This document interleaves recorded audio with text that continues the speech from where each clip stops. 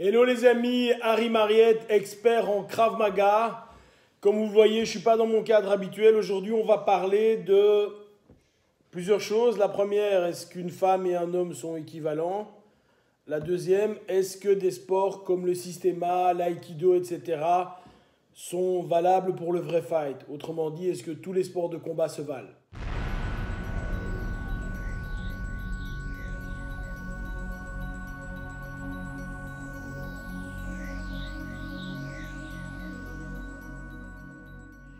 Voilà les amis, première question, j'avais fait une vidéo où j'expliquais que certaines personnes avaient un physique un peu plus faible que d'autres et que donc ces personnes avaient plus de difficultés ou auraient plus de difficultés en vrai fight s'il fallait vraiment travailler. Alors j'ai une brave dame qui m'a dit non, c'est pas vrai, l'homme est l'équivalent de la femme est aussi forte et blabli et blabla. Alors je vais être très clair. Une femme et un homme sont égaux en droit. Donc ça, je suis le premier à le reconnaître. Maintenant, si je dois porter une poutre de 150 kg, je préfère le faire avec un homme. Ça ne veut pas dire qu'intellectuellement, etc., la femme n'est pas aussi bonne. Ça veut simplement dire que physiquement, un homme est évidemment plus fort qu'une dame. Si ce n'était pas le cas, on ferait des combats dans les cages, etc., mixtes. Premier point. Évidemment, alors je dis quelque chose et je mets le bémol derrière. Si vous avez une dame qui est excellente, peu importe l'art martial, c'est même pas le problème, qui est excellente dans sa discipline, qui tombe contre un homme peut-être physiquement plus fort qui ne sait rien faire, comme je l'ai déjà indiqué dans d'autres vidéos, la technique va l'emporter et elle va sans doute gagner. Voilà. À côté de cela, on me dit, voilà, c'est pas l'art qui fait l'homme, c'est l'homme qui fait l'art. Je suis tout à fait d'accord avec ça, donc ça c'est vrai. Et tous les arts martiaux se valent, si le combattant est bon, on ira loin. Et là évidemment, je ne suis pas d'accord les amis. Je ne suis pas d'accord parce qu'il y a un moment où il faut comprendre ceci. Nous avons certains arts martiaux qui sont épurés, où on a été chercher une quintessence, où on a été chercher quelque chose de vraiment spécifique, et où on a sorti de là les éléments soit trop dangereux, soit des éléments qui sont complètement à l'opposé d'eux. Je vais parler de quelque chose que j'adore, qui est le jiu-jitsu brésilien. Si vous faites que du jiu-jitsu brésilien sans frappe, vous êtes d'accord avec moi, je pense, qu'il est impossible de vous battre comme ça dans la vraie vie. Parce que dans la vraie vie, les frappes interviennent. Si vous êtes un boxeur pied-point, j'aime bien aussi, pas de problème. Il y a un moment où tu dois quand même avoir des connaissances de sol. Et je pense que et le gars qui fait du BJJ et le gars qui fait de la boxe thaï ou autre chose va le comprendre et j'ai pas de problème avec ces gens-là.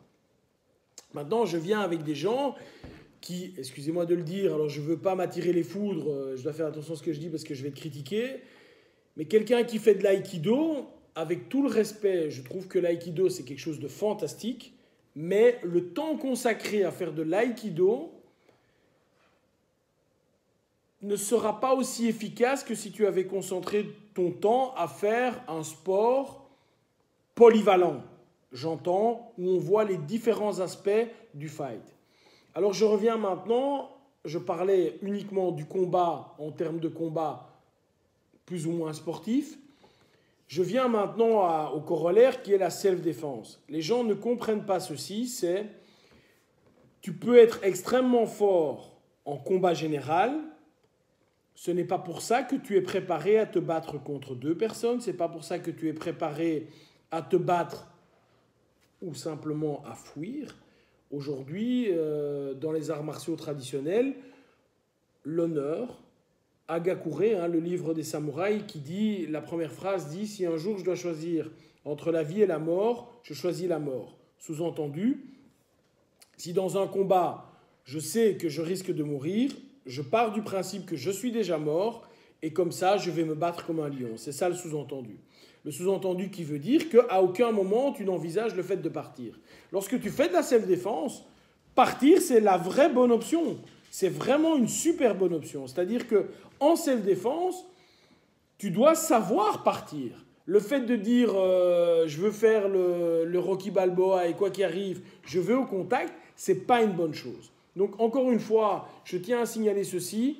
Est-ce que, si vous me parlez de sport de combat polyvalent, oui, ils se valent. Je n'ai pas de problème, parce que là, effectivement, c'est l'homme qui va faire la différence. Si vous me parlez de quelqu'un qui fait jiu-jitsu brésilien et qui a également des notions de combat pied-point, ou l'inverse, effectivement, c'est l'homme qui va faire la différence.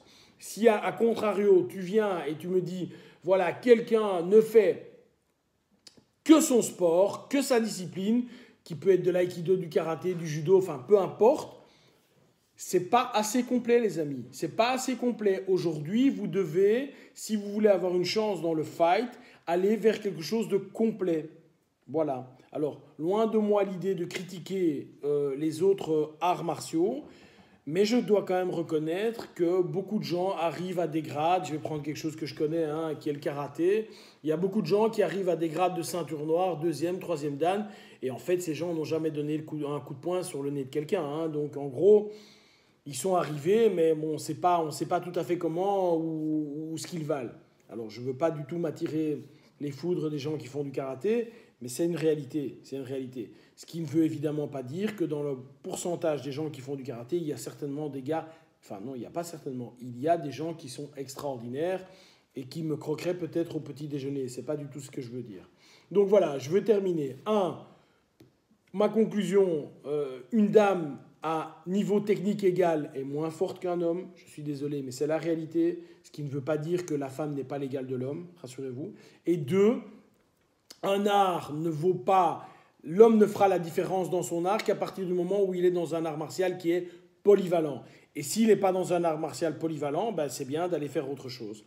Donc s'il vous plaît, si vous voulez être efficace en rue, ne restez pas dans une méthode. Et je rappelle qu'au Krav Maga, on n'est pas des champions au sol, on n'est pas des champions debout, on n'est pas des champions... Mais on fait le cadre complet. On essaie d'avoir une vision globale. Voilà. Bye bye les gars.